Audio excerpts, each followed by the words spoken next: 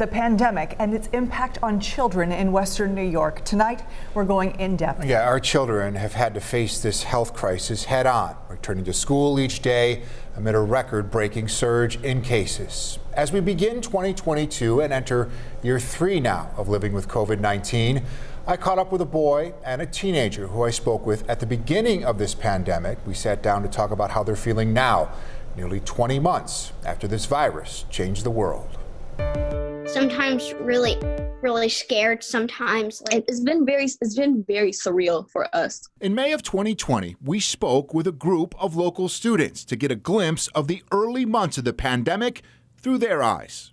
I don't get to see my teacher or any of my friends. I honestly didn't think it would stick around this long. 19 months later, we wanted to check back in to see how our friends have navigated these COVID challenges almost 2 years later. I'm getting way more used to it, but it's still a little hard. Nicholas Stewart was 9 years old the last time we spoke in 2020.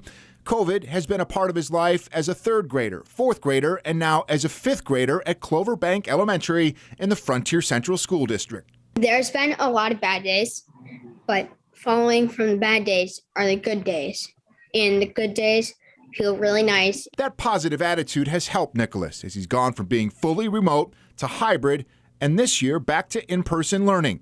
He tells me he's not a fan of wearing masks in school, but says just being back in class is providing a small sense of normalcy. It's been way better with my friends and stuff. It's all about perspective. Aaliyah Hodges was a senior at Sweet Home High School when we first spoke in 2020. She was angry when her prom and graduation were canceled. Now, as a sophomore at North Carolina A&T, Hodges tells me she has a different mindset. I realized that my life is more than those things. Now I'm in college and I'm setting myself up for my future. Still, Hodges admits it hasn't always been easy. COVID in many ways is changing the college experience, forcing a number of classes to be held online and limiting on-campus activities. Like for many of us, there have been some difficult days, but the 19-year-old tells me she's had to be deliberate in her approach. You have things to do. You have goals to accomplish.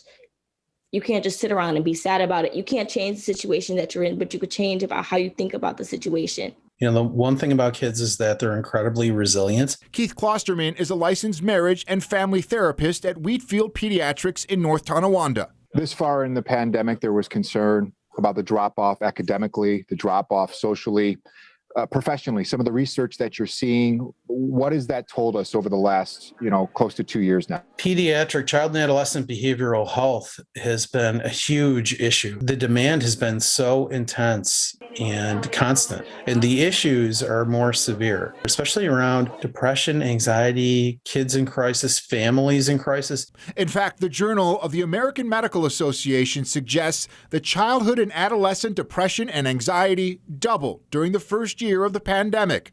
Klosterman adds that the long-term impact of COVID on kids is still unknown and points to continued communication as key for families. Not to tell them that, everything's fine, everything's going to be okay, but to really sort of sit with them and hold space in the fact that, it has been tough. Tough and challenging, but close to 2 years in, perhaps humbling lessons as many of our kids rise to the occasion. You're human. You're allowed to be sad, but don't be sad forever. COVID's not going to stop you.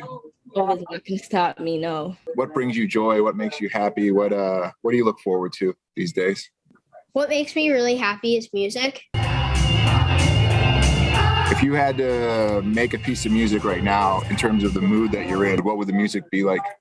It would be like going down, down, down, and then rising back up with like a big boom. It describes us all falling down, but always getting back up.